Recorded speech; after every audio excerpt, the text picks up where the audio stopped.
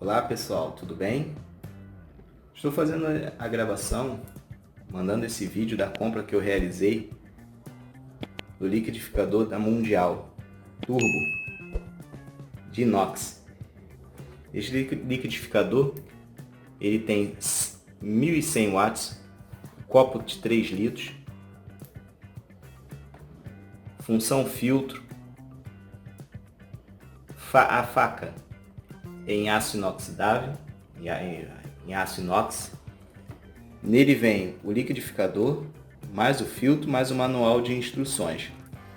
Ótimo para fazer sucos, vitaminas, mousses e outros doces, guloseimas. Ele chegou aqui na minha residência dentro do prazo. Realizei a compra 100% seguro.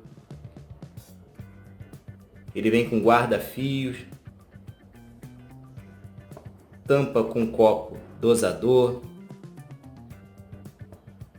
o filtro que coa o suco separando a semente e o bagaço. Tá? Então tem várias funções, várias funcionalidades e um custo-benefício muito bom.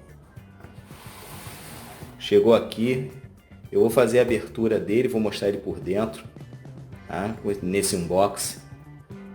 E até mesmo antes, eu realizei a compra através do site.